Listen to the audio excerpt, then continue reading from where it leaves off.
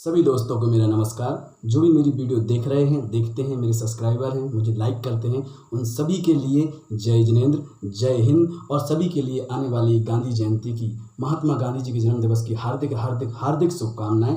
आइए आज बात करते हैं बहुत ही स्पेशल टॉपिक पर, जो है आने वाली गांधी जयंती के ऊपर ही कुछ आज की कविता बनाई है मैंने।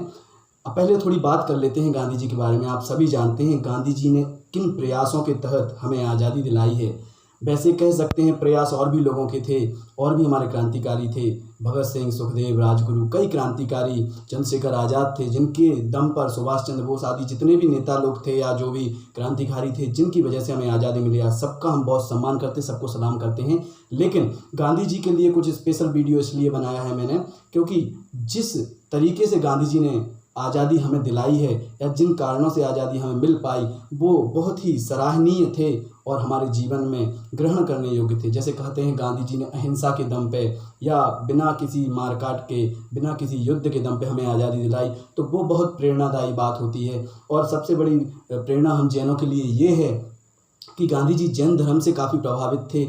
जैन धर्म के उद्देश्यों से, जैन धर्म के संदेशों से, और जो जैन धर्मों में बातें कही जाती हैं उनसे काफ़ी प्रभावित थे।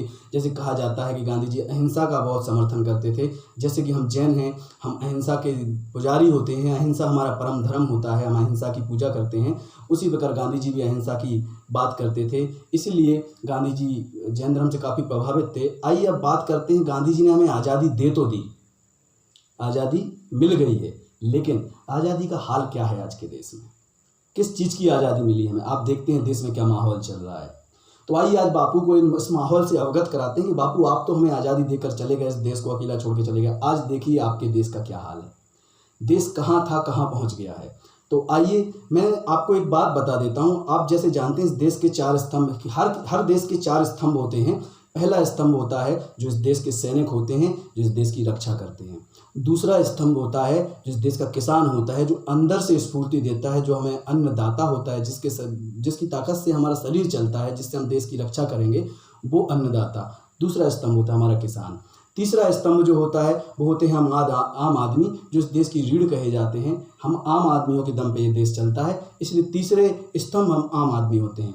जो चौथे स्तंभ होते हैं उनको कहते हैं सरकार, उसको कहते हैं पॉलिटिक्स, या जो पॉलिटिशियन होते हैं। क्योंकि किसी भी देश को, किसी भी राज्य को चलाने के लिए एक प्रतिनिधि की ज़रूरत होती है, और यहाँ उसी तरीके का काम होता है कि सरकार ही इस देश को चलाती है, इसलिए सरकार भी चौथा स्तंभ मानी जाती है। अब जैसी भी हो, सरकार चौथा स्तंभ होती है।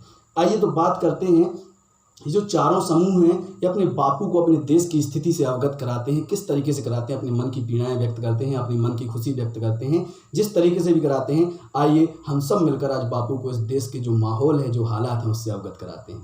चलिए बात करते हैं। नहीं रहे वो ज्ञानी, नहीं रहे वो ज्ञानी, चारों ओर बेईमानी, नहीं रही कीमत ईमान की, नहीं है वो अभिमानी। सब कुछ लगता है कि स्वार्थ का जंजाल हो गया, सब कुछ लगता है कि स्वार्थ का जंजाल हो गया। मेरे बापू देखो देश का क्या हाल हो गया, क्या हाल हो गया। एक बार फिर से सुनते हैं।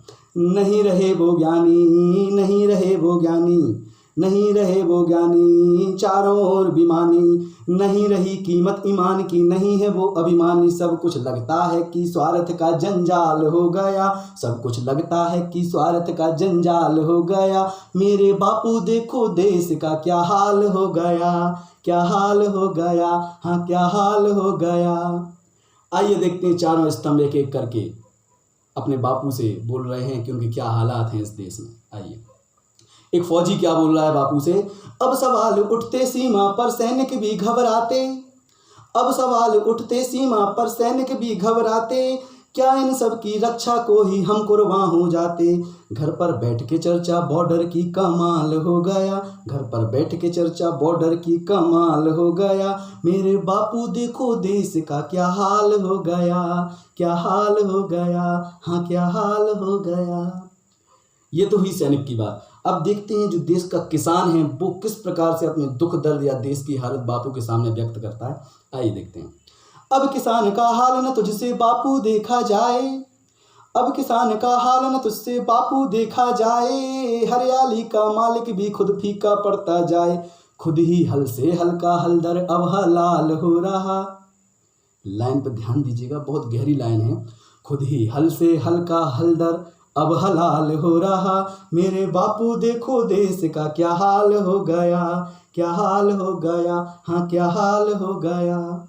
आइए आगे बढ़ते हैं, देखते हैं जो तीसरा स्तंभ होता है, जो आम आदमी होता है, वो बापू से क्या अभिव्यक्त कर रहा है, क्या बताना चाहता है बापू को देश के हालात के बारे में। आइए। आम आदमी फंसा भंवर में भ्रष्टाचार घुमावे, आम आदमी फंसा भंवर में भ्रष्टाचार घुमावे, सरकारी बातों में फंसकर दर दर ठोकर खावे। देख ले बापू तेरे बंदरों का क्या हाल हो गया, देख ले बापू तेरे बंदरों का क्या हाल हो गया, मेरे बापू देखो देश का क्या हाल हो गया, क्या हाल हो गया, क्या हाल हो गया। आइए अब चलते हैं सबसे इंटरेस्टिंग स्तंभ पर, जो होते हैं हमारे पॉलिटिशियन। आप जैसे कि सब जानते हैं पॉलिटिशियन के बारे में, बहुत सुनते हैं, वीडियोस आती हैं, कॉमेडीज बनती हैं, लेकिन एक जो पॉलिटिशियन होता है वो गांधी जी को अपने दुख दर्द नहीं बता रहा है, वो अपना सुख बता रहा है कि बापू आप हमें देश सौंप के गए, हम बड़े मजे में। आइए तो वो भी बापू से क्या बोल रहा है, आइए सुनते हैं। नेताजी भगवान भरोसे अब सरकार चलाते, नेताजी भगवान भरोसे अब सरकार चलाते, जनता के हिस्से का मक्खन चाट चाट कर खाते। नेताजी भगवान भरोसे अब सरकार चलाते, और जनता के हिस्से का मक्खन चाट चाट के खाते। बापू देख तेरी खादी से माला माल हो गया, बापू देख तेरी खादी से माला माल हो गया, मेरे बापू देखो देश का क्या हाल हो गया, क्या हाल हो गया, हाँ क्या हाल हो गया।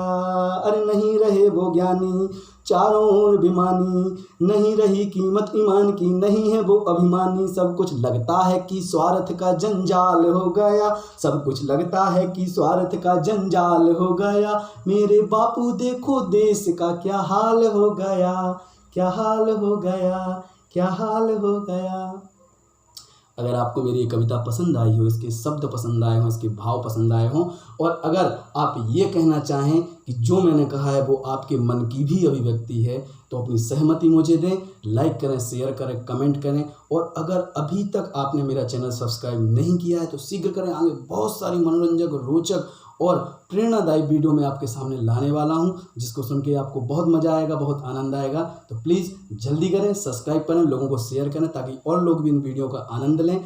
और एक खुशी मैं आपके सामने आपके साथ शेयर करना चाहता हूं, जैसे कि मेरी यूट्यूब पर तो वीडियोस चल ही रही हैं, कई जगह से मुझे आकाशवाणी से, कवि सम्मेलनों से ऑफ़र भी आने लगे हैं, और प्लस एक बात और कि मेरी कविताएं अब न्यूज़पेपर में भी छप रही हैं। इसके लिए मैं ये खुशी आपसे बांटना चाहता था। ये सब आप लोगों की ही कृपा है, आप लोगों का ही साथ है कि इतना आगे बढ़ रहे हैं, इसलिए आप सभी का धन्यवाद। जय जिनेंद्र, जय हिंद। बने रहें, आगे नेक्स्ट वीडियो में बहुत ही मनोरंजक वीडियो मैं आपके लिए ला रहा हूं। अभी के लिए जय जिनेंद्र, जय हिंद, और गांधी जयंती की आपको बहुत बहुत बहुत शुभकामनाएं। चलते हैं, मिलते हैं नेक्स्ट वीडियो में।